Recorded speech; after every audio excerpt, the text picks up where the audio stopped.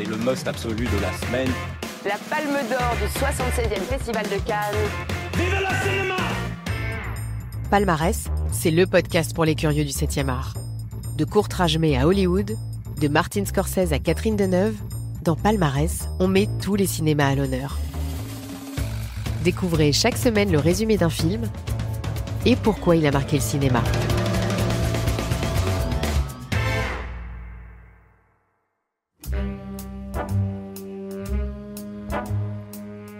Dans Palmarès, je vous ai déjà emmené en Corée du Sud, au Québec, en pleine guerre du Vietnam. Je vous ai déjà parlé de gangsters anglais mis en scène avec l'humour de Guy Ritchie et de ceux des évadés. Cette fois-ci, je vais vous parler de gangsters new-yorkais.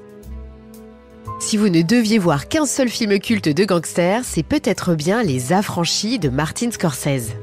Parce qu'il décortique le quotidien de vrais gangsters, des gangsters qui ont véritablement existé, qui ont fait régner leurs lois et qui ont empoché des millions de dollars pendant des années. Et s'il y a bien un cinéaste américain toujours en exercice, connu pour ses films de gangsters, c'est bien lui, Martin Scorsese. Casino, Mean Street, Les Infiltrés, Scorsese n'a eu de cesse de raconter les gangsters dans des fresques cinématographiques devenues cultes.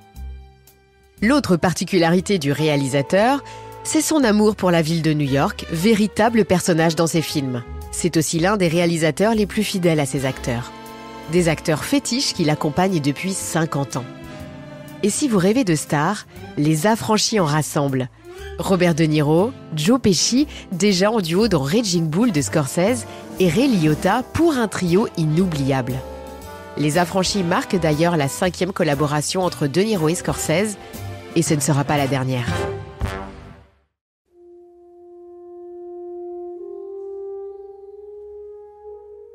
Sorti en 1990, le film est présenté après la fin de la trilogie du Parrain de Francis Ford Coppola.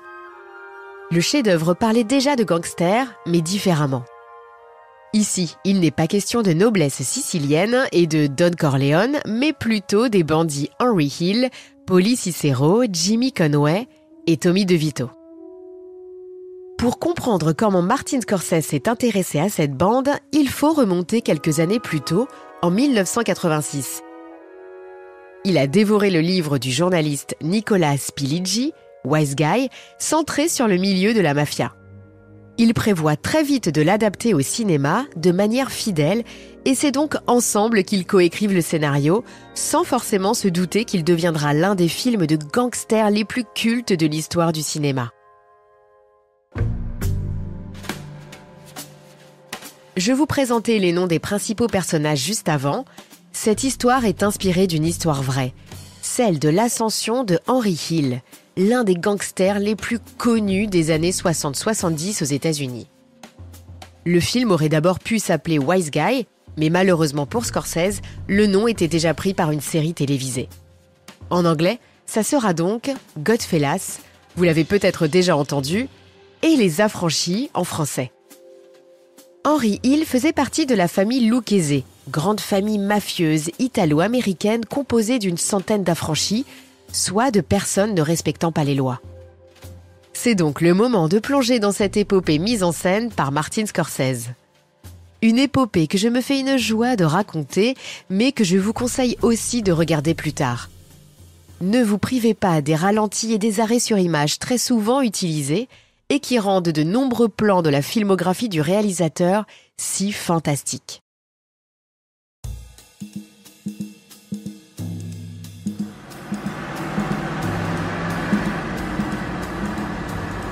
Tout commence dans une voiture, de nuit, à New York en 1970. Deux hommes sont assis à l'avant, l'un roule, l'autre est assoupi, un troisième se trouve à l'arrière. J'ai roulé sur quelque chose, vous croyez? Un bruit les oblige à s'arrêter et à ouvrir le coffre. C'est l'homme qu'ils y ont mis quelques minutes plus tôt. Les ravisseurs sont surpris de le trouver toujours en vie, malgré ses blessures. Vivant, putain d'enfoiré. Oh, regarde-moi dans les yeux. Des coups de couteau et de pistolet finissent par l'achever.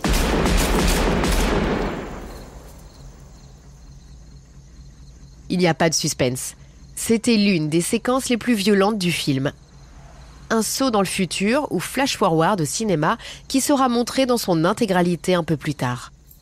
Autant que je me souvienne, j'ai toujours rêvé d'être gangster.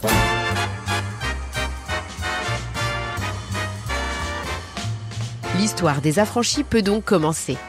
15 ans en arrière, avec une voix off qui nous accompagne pendant tout le film. Pour moi, être gangster, c'était mieux qu'être président des États-Unis. Même avant le jour où je suis entré au dépôt des taxis pour un petit boulot après l'école, je savais que je voulais devenir comme eux. Cette voix, c'est celle de Henry Hill, joué par Ray Liotta. Brooklyn, années 50. C'est ici que grandit le jeune Henry Hill, élevé par un père irlandais, souvent violent avec son fils, et une mère sicilienne. Son rêve de devenir gangster devient plus sérieux à l'adolescence quand il devient proche de Paulie Cicero. C'est un bandit sicilien d'une quarantaine d'années qui l'aide pour des petits délits et pour qui il travaille en soirée à servir des verres aux affranchis. En retour, il reçoit des billets quand il répond bien à leurs demandes.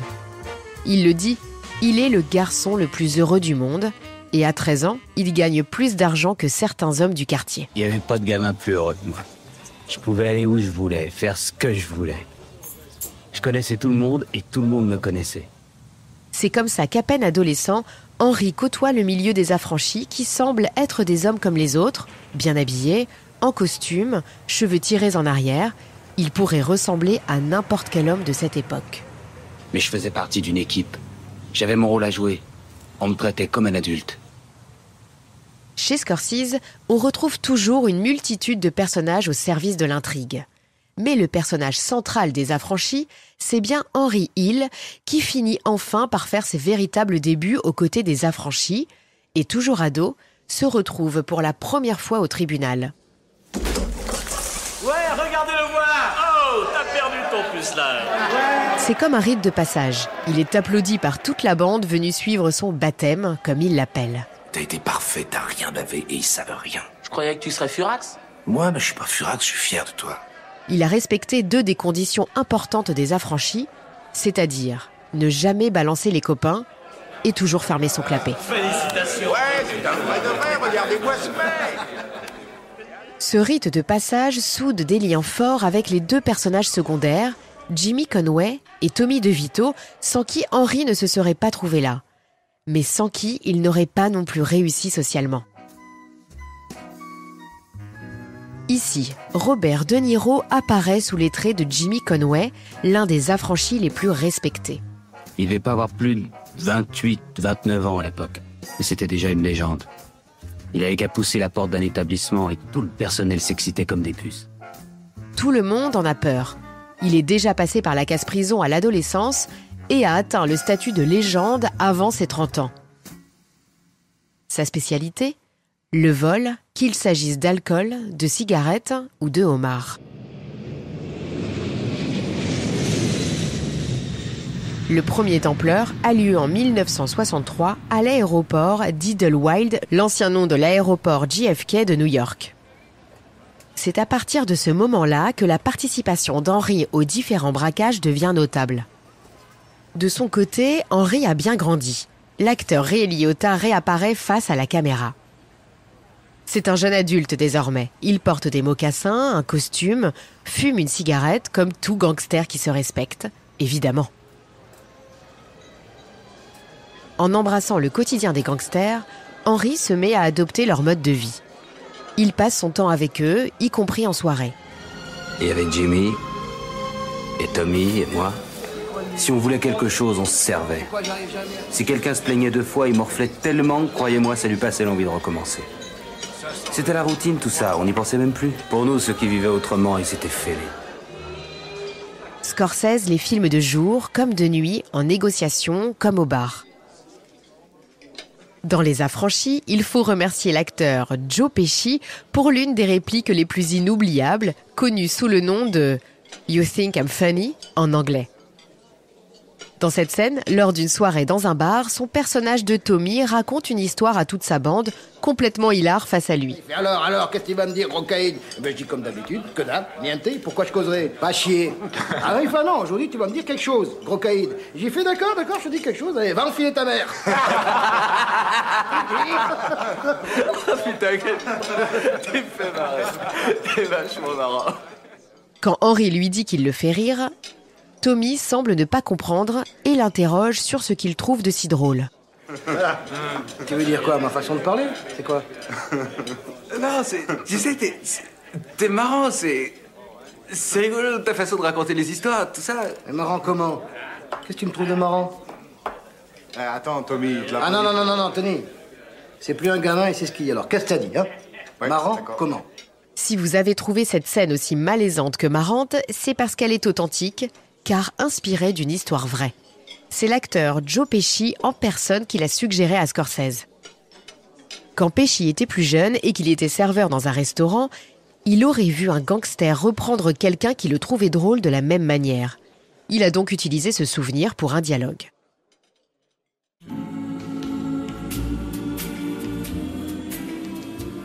Henri n'est pas tout à fait un séducteur. Un soir, lors d'un dîner arrangé avec Jimmy et sa nouvelle copine, il trouve le moyen de ne pas adresser la parole à la femme choisie pour lui. J'avais qu'une hâte, c'était de m'en aller. Je commandais le dessert au moment où ils attaquaient la viande. Ils buvaient à peine leur café que je demandais l'addition. Et pour la première fois, la voix de la narration change. C'est elle, une jeune femme à la chevelure épaisse brune qui se lance. Karen est jouée par Lorraine Bracco qui tient ici son premier rôle d'ampleur. Je l'aurais giflé. Je le trouvais vraiment imbuvable. Il n'arrêtait pas de tripoter son briquet. Quand il lui pose un lapin la fois suivante, Karen montre son caractère affirmé et lui hurle dessus. Je trouve que vous avez un sacré culot de me poser un lapin. On me fait pas ça à moi. Vous vous prenez pour qui? Pour Francky Valou ou espèce de gros bonnet à la gomme? La narration change une nouvelle fois et c'est à nouveau la voix de Henry Hill qui s'impose. Oh, laissez-moi me rattraper, Karen. J'y pense et je vous appelle. Je me souviens, elle hurlait dans la rue. Mais ce qui s'appelle hurler. Et ça lui allait bien. S'il semblait indifférent à elle jusqu'ici, tout change. Il la trouve très belle et compare ses yeux à ceux d'Elizabeth Taylor. Henri accepte donc finalement d'emmener Karen à un véritable rendez-vous amoureux. Bonjour Henri. Vous êtes prête? Oui. Allons-y. Un moment où il ne sera évidemment pas question de dévoiler qu'il est un gangster, du moins pas tout de suite. Il se présente comme travailleur dans le domaine de la construction. Cette soirée offre l'occasion à Martin Scorsese de souligner sa maîtrise de la mise en scène après déjà plus de 20 ans de carrière. Un plan séquence d'un peu moins de 3 minutes les suit dans le Copacabana Club, dans l'Upper East Side new-yorkais, où Henri a ses habitudes. Tu vas bien, Gino? Il se faufile même dans les cuisines pour passer devant tout le monde. La séquence n'est pas anodine, elle souligne l'importance sociale du personnage, dont les passe-droits sont infinis maintenant qu'il fait partie des affranchis. Cette rencontre décisive avec celle qui deviendra son épouse coïncide aussi avec un moment phare pour les affranchis.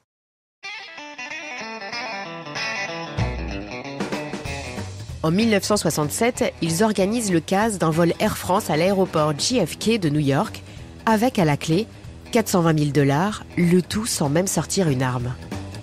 Un braquage qui a bel et bien eu lieu dans la réalité. Ça va être un bel été. Ça, c'est les gars. Fier de toi. Ça fait un drôle de paquet pour un gosse de ton âge, tu sais. Alors souviens-toi, si on te demande où tu l'as eu, tu l'as gagné au Craps à Las Vegas. Parfait. Ouais. L'entrée de Henry Hill dans le cercle des affranchis est définitivement scellée. Henry Hill veut le respect de tous. Il est donc prêt à recadrer ou liquider n'importe qui. En construisant le récit de cette ascension professionnelle, en parallèle de la construction de la vie familiale de son personnage, Scorsese insiste sur le fait que dans leur quotidien, tout est lié. Qu'est-ce que tu veux, enfoiré? Il y a quelque chose qui va pas, hein? Quand un homme tente de violer Karen, Henry débarque chez lui, le frappe violemment au visage avec un revolver et promet de revenir le tuer s'il la touche encore. Tiens, cache-le. Ça va? Ça va? Oui. Hein? Je sais qu'il y a des femmes comme mes meilleures copines qui auraient pris leurs jambes à leur cou à la seconde où leur petit ami leur aurait donné un revolver à cacher.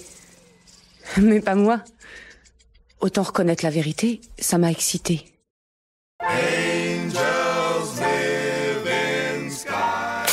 Mazel tov. Henri et Karen se marient selon la tradition juive, la religion de Karen, en présence de tous les affranchis. Karen finit par accepter ce milieu. C'était comme s'il avait 2 familles. La première fois, on me les a tous présentés d'un seul coup, c'était fou. Polly et ses frères avaient des tas de fils et de neveux. Là encore, tout est dit avec la voix off de Karen qui continue de ponctuer le film. C'est d'ailleurs un choix audacieux et non négligeable dans la réalisation de Scorsese. Elle est la seule femme d'envergure du récit et tient un rôle clé grâce à cette voix off. Aux yeux du spectateur, elle est donc quasiment l'égale de Henri, son mari, même si son statut reste celui d'une épouse dans le milieu sexiste des années 70. C'est d'ailleurs une représentation féminine typique des films de gangsters. Scorsese nous démontre ce point dans les scènes suivantes. Je t'assure, hein, il sait pas avec quoi il joue. Hein, là. Si jamais j'en cause à Vinny, la suite, je préfère pas savoir. Comment tu vas en parler à Vinny? Il les tripe, au secours. Seulement si j'en parle, Vinny va le buter, ce pauvre connard, et il va se ramasser perpète. Pourquoi t'as des problèmes? Et le gamin, Janie, alors? Mais qu'est-ce qu'il y a eu? Le vernis. Karen, tu m'as pas dit d'où tu étais. Lawrence. Ah, Lawrence à Long Island, c'est chouette. Les femmes des affranchis deviennent les seules amies de Karen. Elles sont plutôt vulgaires et ne sont que des faire-valoir pour leur mari. On faisait toujours tout ensemble. Et on retrouvait partout les mêmes gens. On restait toujours entre nous. Les affranchis assistent à tous les anniversaires, baptêmes, mariages, partent même en vacances, sont les premiers à venir à la maternité pour célébrer les naissances. Personne de l'extérieur, jamais. Ça finissait par sembler normal. Ça en arrivait au point où j'étais même fière d'avoir un mari qui était prêt à aller risquer sa peau pour nous passer nos petites fantaisies. Être femme de gangster, c'est aussi voir la police débarquer à tout moment avec un mandat d'arrêt. Ils voulaient toujours parler à Henri pour une raison ou pour une autre. Ils arrivaient avec leur mandat ou leur citation à comparaître et ils me faisaient signer. Mais le plus souvent, tout ce qu'ils voulaient, c'était un petit pot de vin, un petit quelque chose pour fermer les yeux, même s'ils trouvaient quelque chose.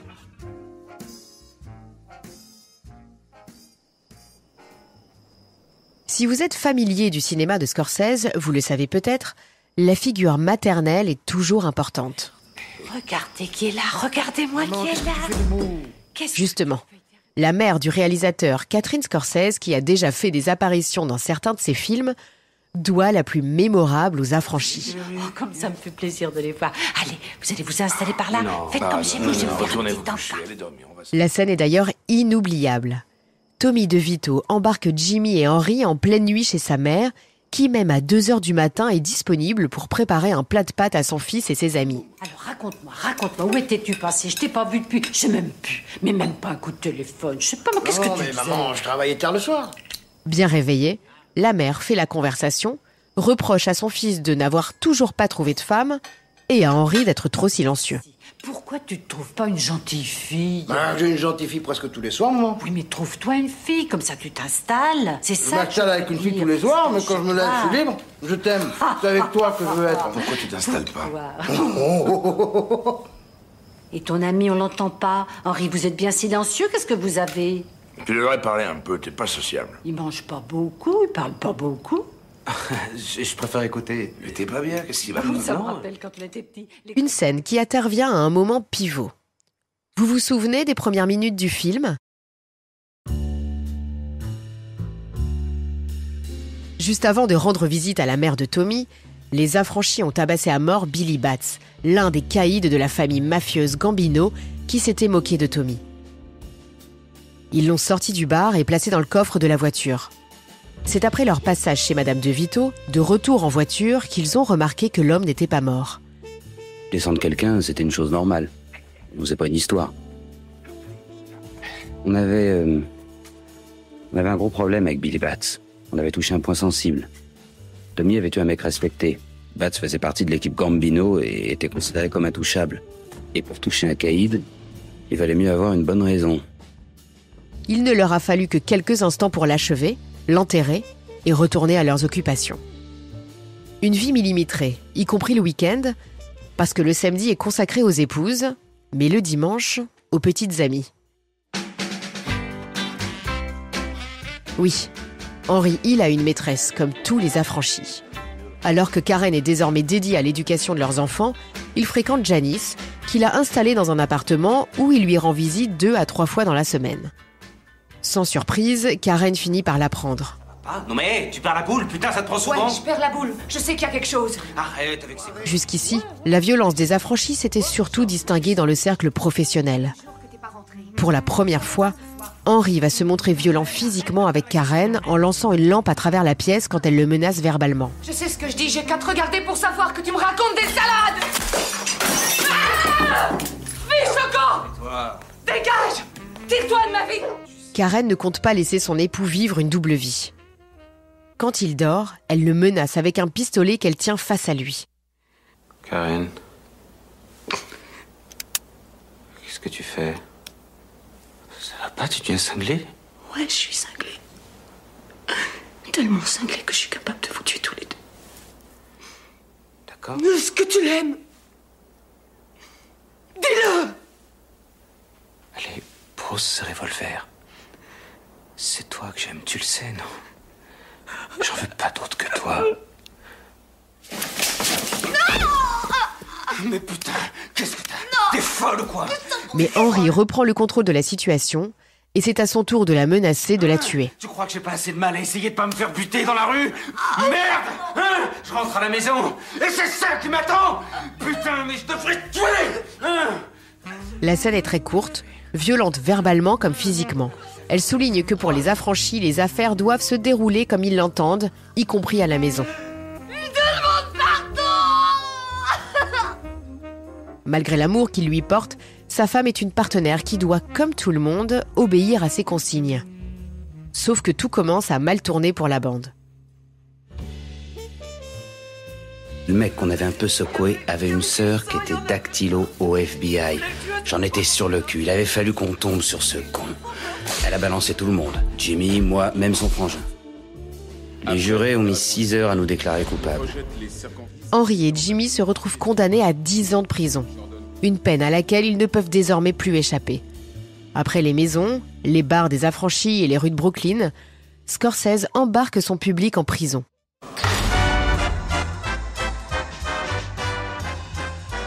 Une prison où ils ne sont pas des prisonniers comme les autres. En général, quand on pense à la prison, on voit tout de suite les images des vieux films, avec des rangées et des rangées de types derrière des barreaux. Mais c'était pas comme ça pour les affranchis.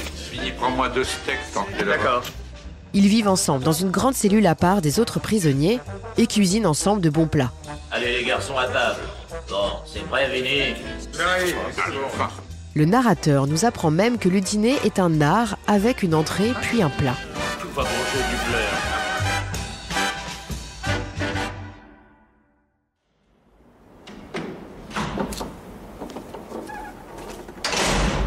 Quatre ans plus tard, Henry est finalement libéré. Une femme l'attend à la sortie. C'est Karen. C'est alors que se prépare l'un des plus grands casses, celui de la Lufthansa, qui a eu lieu à New York en décembre 1978. À la clé, 6 millions de dollars, leur plus gros coup. La prison n'a pas refroidi les affranchis. Surtout pas Henry, qui s'illustre de plus en plus dans le trafic de stupéfiants, au regret de Paulie Cicero qui l'avait pris sous son aile des années plus tôt. Grâce à cette combine, il rencontre Sandy, sa nouvelle maîtresse. Il a fallu que je rase les murs pendant près d'une semaine avant de pouvoir écouler l'arrivage de Pittsburgh. Mais quand ça s'est fait, ça a été le jackpot. Je me servais de l'appart de Sandy pour couper la poudre. Et même si Sandy s'en foutait plus dans les narines qu'elle en mélangeait, ça se voyait que c'était une affaire en or. Il fait grossir son business de son côté en prenant Jimmy et Tommy pour associés. Personne ne connaît au juste le montant exact du butin de l'audacieux coup de main perpétré avant l'aube contre l'aérogare de fret Lufthansa à l'aéroport Kennedy. Ils deviennent les hommes les plus recherchés par la police après avoir fait le plus gros coup de l'histoire de la ville. Et à ce moment-là, tout s'intensifie. Henry devient un accro à la cocaïne, anxieux et irritable. Les caractères de chacun des personnages s'affirment différemment. Tandis que Jimmy conseille d'éviter les trop grandes dépenses pour rester discret, Henry, devenu celui qu'il a toujours rêvé d'être, fait tout l'inverse. Il s'offre une maison à l'intérieur ultra moderne, achète le sapin de Noël le plus cher, distribue des liasses de billets sans compter. Pour la première fois, je m'apercevais que Jimmy était à bout de nerfs. Son esprit partait dans 8 directions différentes à la fois. Le bonheur est de courte durée, et la paranoïa de Jimmy, qui a peur que les bénéfices de leur coup finissent par disparaître, liquide toutes les personnes qui s'y sont frottées de près ou de loin. Les cadavres sont retrouvés un peu partout sur les parkings, dans les camions de poubelle ou de viande. Ces scènes sont parfois montrées au ralenti sur fond de musique jazz ou plus rock, typique des années 70-80. Un choix important chez Scorsese, une manière de rythmer le film dès que la voix de Henry disparaît. En mai 1980, les choses tournent de plus en plus mal pour Henry Hill, toujours accro à la cocaïne et impliqué dans le trafic. Il s'apprête d'ailleurs à faire un gros coup avec l'équipe qu'il a montée à Pittsburgh. Les heures s'affichent à l'écran pour la première fois. Une indication pas anodine, quelque chose va se passer. Le rythme frénétique des plans, du son, les dialogues courts ne font qu'accentuer le fait qu'Henry est stressé en suivant tout ce qui se prépare à distance. Il enchaîne les rails de cocaïne tout en cuisinant, passe de la maison familiale à l'appartement de Sandy, mais en voulant sortir de chez lui une fois la nuit tombée, se fait finalement prendre par la police au volant de sa voiture. Bouge pas ta putain de gueule de con! Tu fais le mariole et je t'explose la tête! Tu coupes le contact de la voiture! Pendant une seconde, j'ai cru que j'étais mort. Mais quand j'ai entendu tout ce bruit, j'ai su que c'était les flics. Y a qu'eux qui parlent comme ça. Pas un putain de geste. Si ça avait été des affranchis, j'aurais rien entendu du tout. J'aurais été mort. Alors que sa chute est imminente, il reste à Karen le soin de cacher le revolver qui se trouve chez eux et à faire disparaître la cocaïne stockée. Oh, du con, je te parle. Tu veux pas l'ouvrir? Tu veux pas cracher le morceau? Fais comme tu veux, j'en ai rien à foutre. Après plus d'une dizaine d'années d'activité avec les affranchis, Henry est sur le point de retourner en prison pour 25 ans. Grâce à l'hypothèque de la maison de la mère de Karen, il sort de prison. Et pourtant, il n'y a plus aucun moyen de s'en sortir. Et c'est là que ça se gâte vraiment. Karen! Putain, où est le truc que j'ai laissé là, Karen? Karen a jeté la cocaïne qui restait chez eux pour un équivalent de 60 000 $. Tu as quoi? Qu'est-ce que tu voulais que je fasse à grouiller de flics dans tous les coins? Je comptais sur ce pognon, c'est tout ce qui nous reste! Mais qu'est-ce que tu voulais que je fasse? Karen! Ils avaient un mandat, ils ont fouillé 30 ans. On n'avait que ça comme argent, Karen, je dépendais de ce pognon, mais pourquoi t'as fait ça? Il est obligé! Oh mon Dieu! Oh mon Dieu!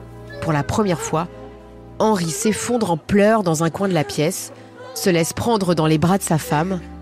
Ils n'ont plus rien.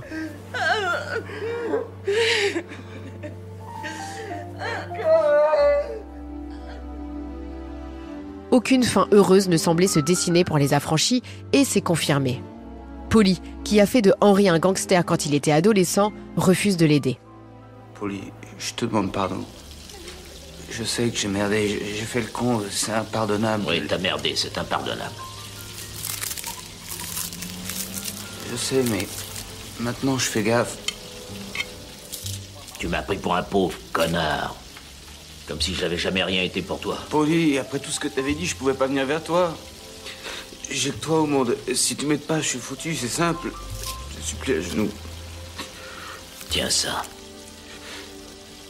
Par loyauté, il lui donne tout de même 3 200 $.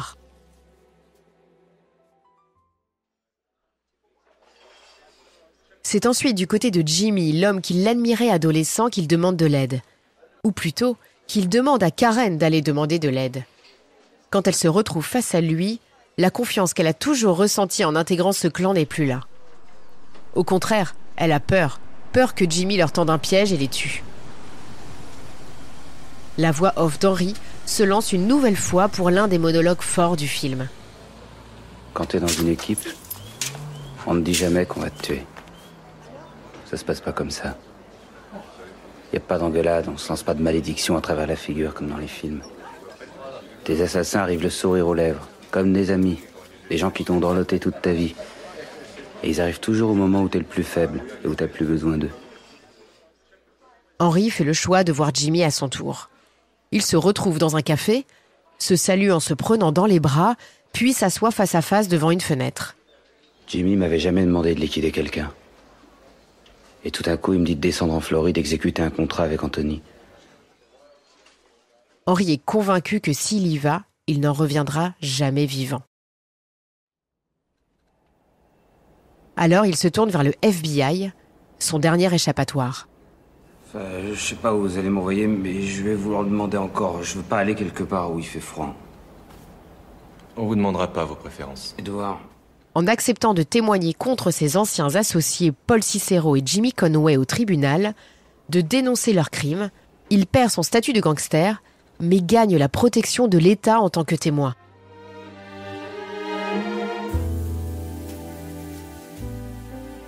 L'anti-héros perd sa grande vie, celle grâce à laquelle il avait obtenu tout ce qu'il voulait.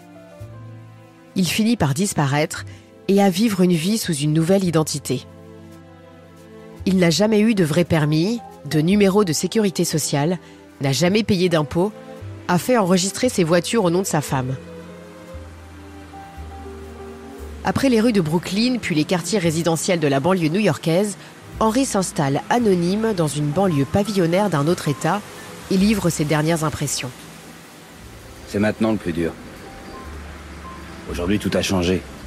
Il n'y a rien qui bouge. J'attends que ça se passe comme tout le monde. Même pas moyen de manger correctement. Le jour où je suis arrivé ici, j'ai commandé des fettuccine et sauce marinara et j'ai eu des nouilles au ketchup. Je suis un quelconque minable. Je vais finir ma vie dans la peau d'un plouc.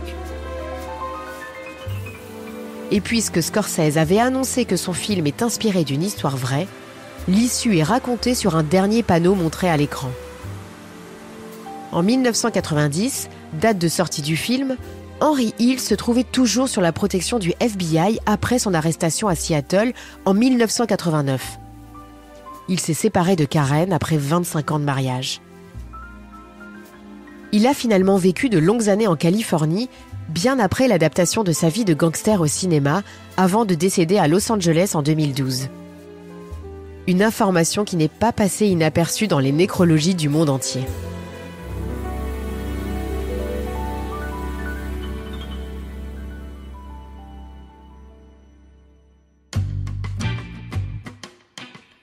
Comme chaque film de Martin Scorsese, la sortie des Affranchis en 1990 est scrutée par la presse internationale. Les critiques sont très bonnes. Le réalisateur a réussi son pari. Si vous n'imaginiez pas le quotidien de gangster, en voici un condensé réussi. Il est nommé dans 6 catégories aux Oscars, mais n'en remporte finalement qu'un. Un Oscar du meilleur acteur dans un second rôle pour Joe Pesci, qui avait remporté le même quelques années plus tôt, déjà grâce à Martin Scorsese et à son rôle dans Raging Bull. Le drame est même validé par les affranchis en personne, ou du moins Paul Vario, l'affranchi appelé Paulie dans le film. Il a jugé la description de leur quotidien très réaliste et a adoré le film. Si le trio d'acteurs principaux figurant sur le poster du film paraît gravé dans le marbre, il aurait pu être différent. Scorsese avait d'abord proposé à Al Pacino le rôle de Jimmy Conway, finalement accepté par De Niro. Sans cela, nous n'aurions peut-être pas eu l'une des scènes les plus iconiques de De Niro, où son personnage, assis au comptoir d'un bar, avec en fond le morceau « Sunshine of Your Love » de Cream. Si vous rattrapez Les Affranchis, elle ne vous échappera pas.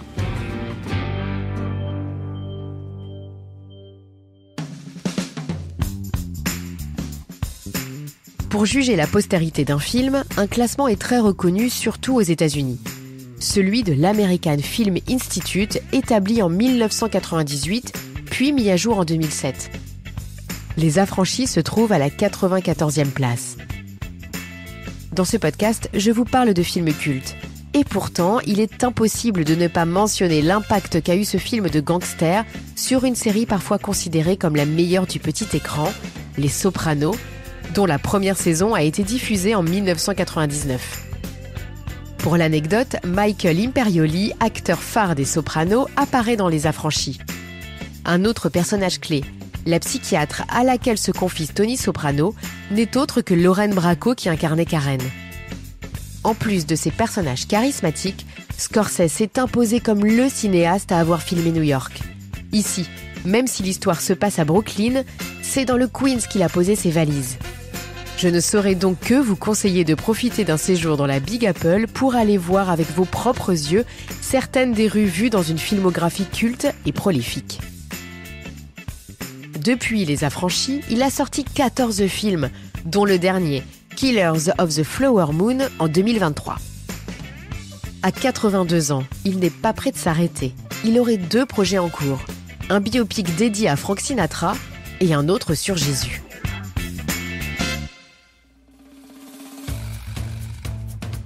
Voilà, vous connaissez tout ou presque des Affranchis. À très vite pour un nouvel épisode de Palmarès. Palmarès est une série produite par Énergie Podcast, à retrouver sur l'application ou le site Énergie rubrique podcast et sur toutes les plateformes d'écoute. À bientôt.